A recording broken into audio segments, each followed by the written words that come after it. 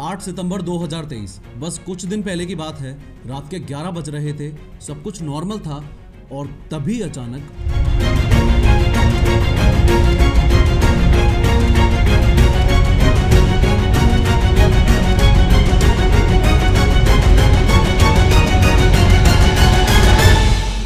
ये जो खतरनाक भूकंप आपने देखा, ये तबाही नॉर्थ अफ्रीका के इस कंट्री में हुई थी जिसका नाम है मोरक्को। इस खतरनाक भूकंप ने 2000 से ज्यादा लोगों की जान ले ली। अब यूं तो डेथ टोल काफी बड़ा है, लेकिन सिर्फ तब तक जब तक इसे टर्की सीरिया अर्थक्वेक के साथ कंपेयर ना किया जाए, क्योंकि 6 फरवरी 2023 को टर्की सीरिया में जो भूकंप आया था उसने 50,000 से ज्यादा लोगों की जान ले ली थी और लाखों इंजर्ड हुए थे।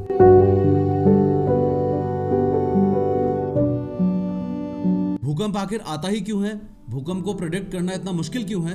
और क्या भूकंप जल्दी जल्दी आ रहे हैं? इसके पीछे की साइंस तो हम इस वीडियो में समझेंगे ही, लेकिन उससे भी पहले इस व्यक्ति को देखो। इनका नाम है फ्रैंक हुगर बीट्स। ये आपकी और मेरी तरह कोई आम व्यक्ति नहीं, बल्कि वो इंसान है जिसने टर्की सीरिया अर्थक्वेक को 3 दिन पहले ही प्रेडिक्ट कर दिया था। हाँ, वही टर्की सीरिया अर्थक्वेक जिसने 6 फरवरी 2023 को 50,000 से ज्यादा लोगों की जान ली थी। असल में फ्रैंक हुगर बीट्स एक डच रिसर्चर और साइस्मोलॉजिस्ट हैं और अर्थक्वेक से जस्ट 3 दिन पहले यानी 3 फरवरी 2023 को उन्होंने ये ट्वीट किया। इंप्रेशंस देख के आप साफ साफ समझ पा रहे हो कि ये ट्वीट बाद में कितना वायरल हुआ। मेनली उन्होंने 3 दिन पहले ही इस ट्वीट में लिख दिया था कि अभी या बाद में 7.5 मैग्नीट्यूड का earthquake south central Turkey, Jordan, Syria और लेबनान को हिट करेगा। और उनकी इस प्रेडिक्शन के 3 दिन बाद ही भूकंप ने तबाही मचा दी थी। इस ट्वीट के बाद फ्रैंक काफी ज्यादा फेमस हो गए थे और उन्होंने एक और प्रेडिक्शन की है जिसमें उन्होंने बताया है कि एक काफी बड़ा भूकंप अफगानिस्तान में ओरिजिनेट होगा और पाकिस्तान और इंडिया को अफेक्ट करेगा। इंडिया को अफेक्ट करेगा।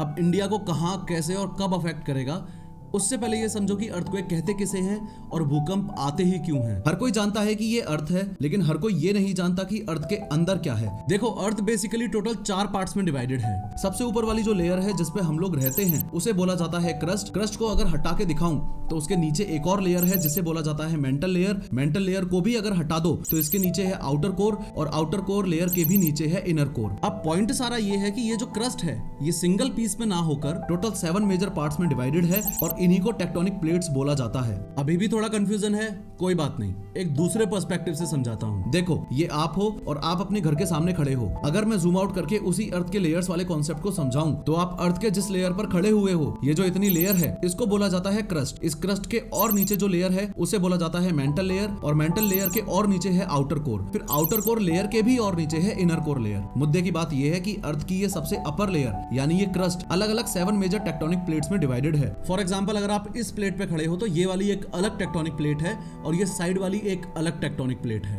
2 टेक्टोनिक प्लेट्स का जुड़ाव जिस जगह पर होता है उस जगह को बोला जाता है फॉल्ट जोन और अर्थक्वेक आने के सबसे ज्यादा चांसेस यहाँ फॉल्ट जोन्स पर ही होते हैं। होपफुली अर्थ की लेयर्स तो आपको अच्छे से समझ आ ही गई हैं। तो फाइनली अब ये भी समझ ही लो कि अर्थक्वेक्स आते ही क्यों हैं। क्रस्ट के नीचे ये जो मेंटल लेयर है, यहाँ एक्सट्रीम हॉटनेस की वजह से इस रीजन में कन्वेक्शन करंट का प्रोसेस होता है जो टेक्टोनिक प्लेट्स के मूवमेंट का कारण बनता है। अब क्योंकि प्लेट्स स्लोली मूव करती हैं तो 2 प्लेट्स के बीच में फ्रिक्शन क्रिएट होता है और जैगेड सरफेस होने की वजह से 2 प्लेट्स आपस में लॉक हो जाती हैं। इसकी वजह से एजेस पर स्ट्रेस इतना ज्यादा बढ़ जाता है कि वो इस लॉक को ओवरकम करती हैं, जिससे काफी ज्यादा एनर्जी रिलीज होती है एंड अल्टीमेटली धरती में कंपन महसूस होता है और उसे ही अर्थक्वेक बोला जाता है। लेकिन अगर रेनफॉल को प्रेडिक्ट किया जा सकता है, तूफान को प्रेडिक्ट किया जा सकता है, तो अर्थक्वेक्स को प्रेडिक्ट करना इम्पॉसिबल क्यों है? देखो, कई बार आपने अपने पड़ोस वाले ज्ञानी भैया से तो सुना ही होगा कि जानवरों को, स्पेशली डॉग्स को, पहले ही पता चल जाता है कि भूकंप आने वाला है और भैया कहते हैं कि बेचारे जानवर बोल नहीं सकते वरना हमें पहले ही पता चल जाता कि हमारी दुनिया हिलने वाली है। बट क्या एनिमल्स सच में अर्थक्वेक्स को प्रेडिक्ट कर सकते हैं? अगर हम एनिमल्स की बात करें तो हाँ, ज्ञानी भैया की बात सही है। जानवरों को भूकंप पहले ही सेंस हो जाता है और वो पहले से ही स्ट्रेंजली बिहेव करने लग जाते हैं। अब एनिमल्स को अर्थक्वेक पहले सेंस हो जाना काफी हद तक सेस्मिक वेव्स के एक इंपॉर्टेंट कॉन्सेप्ट से जुड़ा हुआ है।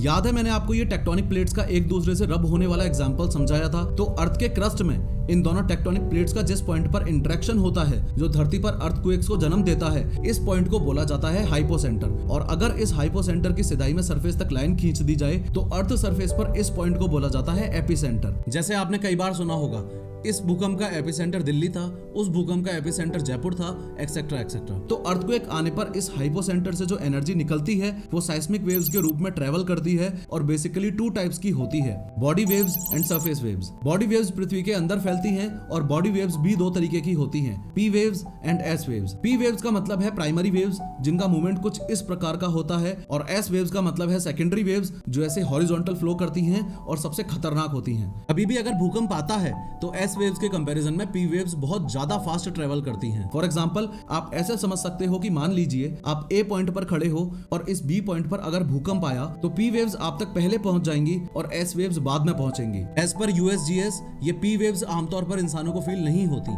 रेयरली अगर किसी केस में इंसान को फील हो जाए तो अलग बात है, लेकिन अगर एस वेव्स की बात की जाए तो वो तो भूकंप लेके ही आती हैं और झटके के रूप में हमें फील हो जाती हैं। तो जो पी वेव्स हम फील नहीं कर पाए थे, काफी एनिमल्स के सेंसेस इतने स्ट्रॉन्ग होते हैं कि वो उन पी वेव्स को सेंस कर लेते हैं और स्ट्रेंजली बिहेव करने लगते हैं। इन शॉर्ट कहानी इतनी सी है कि अर्थक्वेक्स के प्रेडिक्शन के लिए हम जानवरों के भरोसे नहीं बैठ सकते, क्योंकि पहली बात तो सारे एनिमल्स अर्थक्वेक को इक्वली सेंस नहीं कर पाते और उनका स्ट्रेंज बिहेवियर कई और कारणों की वजह से भी हो सकता है। तो ये कोई रिलायबल तरीका नहीं हुआ अर्थक्वेक्स को प्रेडिक्ट करने का। चलो जानवरों के भरोसे तो नहीं बैठ सकते, पर क्या इंसानों के भरोसे भी नहीं बैठ सकते? दिन पे दिन टेक्नोलॉजिकल एडवांसमेंट हो रहा है, वो भी exponential, artificial intelligence, machine learning और ना जाने क्या क्या। पर सवाल तो अब भी वही है, इतना कुछ होने के बाद भी कोई ऐसी मशीन क्यों नहीं बन पा रही है जो अर्थक्वेक्स को प्रेडिक्ट कर दे? यूएसजीएस के हिसाब से अर्थक्वेक्स तब प्रेडिक्टेबल माने जाएंगे जब कोई भी इंसान ये 3 चीजें कंबाइनली सही से प्रेडिक्ट कर सके। अर्थक्वेक का मैग्नीट्यूड, अर्थक्वेक की लोकेशन और अर्थक्वेक का टाइम। अब अर्थक्वेक को प्रेडिक्ट करने की जितनी टेक्नोलॉजी डेवलप हो चुकी है और जितना डेटा अवेलेबल है, उसके बेसिस पर ये मैग्नीट्यूड और लोकेशन को प्रेडिक्ट करना फिर भी ऑलमोस्ट पॉसिबल हो गया है, लेकिन अर्थक्वेक का टाइम बताना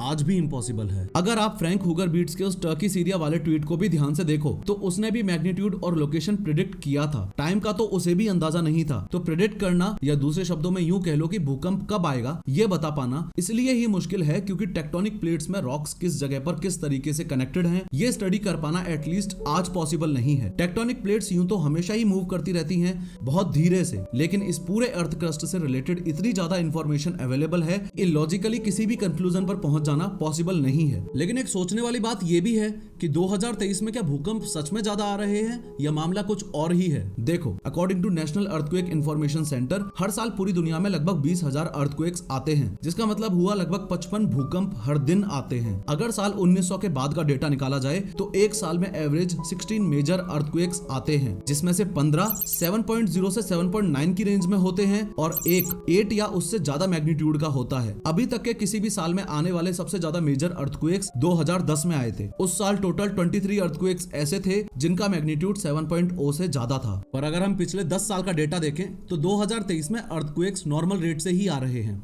लेकिन हमें क्यों ज्यादा लग रहे हैं, उसके पीछे 3 मेन रीजंस हैं। भूकंप पॉपुलेटेड एरिया में अगर ज्यादा आते हैं कंपैरेटिव टू रिमोट रीजंस, तो वो लोगों के ज्यादा नोटिस में आते हैं क्योंकि पॉपुलेटेड एरिया में डिस्ट्रक्शन भी ज्यादा होता है, जिसकी वजह से ऐसा लगता है कि भूकंप काफी फ्रिक्वेंटली आ रहे हैं। दूसरा रीजन है अर्थक्वेक क्लस्टरिंग। इसको एक एग्जांपल की मदद से समझो। इस लाइन पर मान लो ये है साल के 12 महीने। अब ये डॉट्स से हम डिनोट कर रहे हैं पर्टिकुलर मंथ्स में आने वाले भूकंप। अब अगर इन भूकंप की फ्रिक्वेंसीज को जोड़ दिया जाए और 2 अलग अलग हिस्सों में बांट दिया जाए तो ये हो गए 2 क्लस्टर्स। अर्थक्वेक क्लस्टरिंग से मतलब था कि इन क्लस्टर्स को नोटिस करते हैं, क्लस्टर्स के बीच में आ रहे गैप को नहीं। ऐसे समझिए कि हम लोग एक क्लस्टर की फ्रीक्वेंसी को नोटिस करके ये तो बोल देते हैं कि भूकंप ज्यादा आ रहे हैं, पर ये नहीं देखते कि क्लस्टर्स के बीच में गैप भी तो है। तीसरा और सबसे बड़ा रीजन है ग्लोबल कम्युनिकेशन। अब क्योंकि हर दिन टेक्नोलॉजी में इंप्रूवमेंट हो रहा है और ग्लोबल कम्युनिकेशन बेटर हो रहा है, तो अब हमारे पास में ज्यादा खबरें पहुंच पाती हैं अर्थक्वेक्स की, ज्यादा लोग अवेयर हो रहे हैं और इसके चलते ज्यादा अर्थक्वेक्स नोटिस में आ रहे हैं। ऑल इन ऑल फिलहाल अर्थक्वेक्स को प्रेडिक्ट करना पॉसिबल नहीं है। जो मल्टी स्टोरी बिल्डिंग्स होती हैं, उनमें किस टाइप का बिल्डिंग मटेरियल यूज हो रहा है और फ्यूचर अर्थक्वेक से प्रोटेक्शन के बारे में क्या सोचा जा रहा है, अगर इसमें सरकार इंटरफेयर करती है तो लोगों की काफी मदद होगी।